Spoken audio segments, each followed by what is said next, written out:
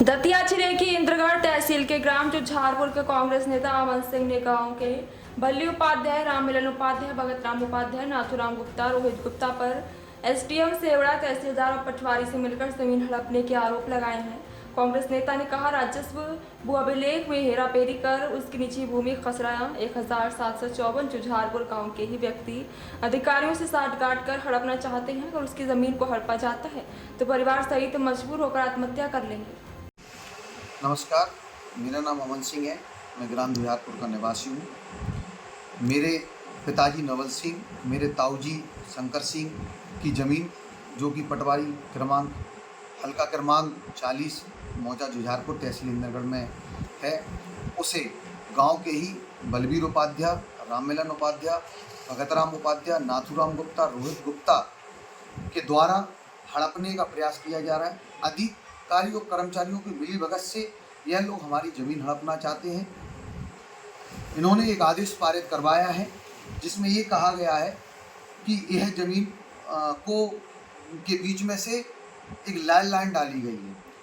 बंदोबस्त से पूर्व जो नक्शे में इन्होंने कूट रचना कर सभी अधिकारियों, पटवारी, तहसीलदार, एसडीएम, आरआई और यहाँ रिकॉर्ड शाखा में पदस्थ कर्मचारी रविंद्र श्रीवास्तव से मिलकर कूट रचना करके पुराने जो भू राजस्व अभिलेख हैं उसमें हेरफेर की गई है, उसमें काट छाट की गई है, उसमें लाइन डाली गई है।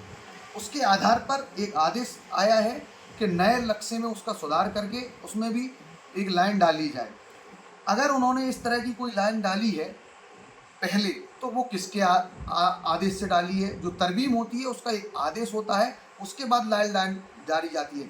ना कोई ऐसा आदेश कभी भविष्य में कभी भूतकाल में जो है पारित हुआ है और ना ही ऐसा कोई उस रिकॉर्ड में है। उसके बावजूद भी इन्होंने कूट रचना करके भू राजस्व अभिलेख के बंदोबस्त के नक्शे में, बंदोबस्त पूर्व के नक्शे में इन्होंने कूट रचना करके उससे हेरफेर की है। उसके तत्पश्चात ये नए नक्शे में भी हेरफेर करना चाहते हैं। मेरी माननीय मुख्यमंत्री जी से, माननीय राज्यपाल महोदय जी से, राजस्व मंत्री जी से और कलेक्टर दतिया से मेरा अनुरोध है कि तुरंत इसकी जांच की जाए, इस मामले की जांच की जाए। इस मामले की मिलीभगत से जो प्रशासन के लोग इस मिलीभगत में हैं उन पर जांच करके इस आदेश को रोका जाए। वो मेरी ज़मीन हड़पना चाहते हैं, कृषक होकर मेरे पिताजी कृषक हैं जो कि उनकी ज़मीन को हड़पना चाहते हैं। इन्होंने एक जो है पूर्व में भी ये प्रकरण जो न्यायालय में चल रहा था जिसमें 26/2/2024 को प्रतिज्ञा शर्मा जी ने इसको खारिज कर दिया गया था। इसमें कोई सबूत नहीं पाए गए थे। उसके बाद एक आदेश 30/8/2024 को आया जिसमें नक्शा सुधार के लिए दिया गया है, लेकिन जो नक्शा सुधार के लिए दिया गया है वो पूरा मामला फर्जी है, कूट रचित है। यहाँ आप देख सकते हैं कि ये अभी वर्तमान का जो नक्शा है इसमें कहीं भी कोई लाइन नहीं है। उनमें अगर इसमें कोई लाइन थी या इसमें कोई रास्ता था तो ये लाल लाइन चलाने की क्या आवश्यकता थी? और ये लाल लाइन किसके आदेश से डाली गई है, कब तरमीम हुई इसकी, ये पूर्णतः गलत है, कूट रचित है। रविंद्र श्रीवास्तव जो कर्मचारी उस विभाग में मौजूद है उसने इन अधिकारियों के और कर्मचारियों के साथ मिलकर ये कूट रचित दस्तावेज तैयार किए। ये कूट रचित दस्तावेज तैयार करने के बाद ये आदेश पारित हुआ है।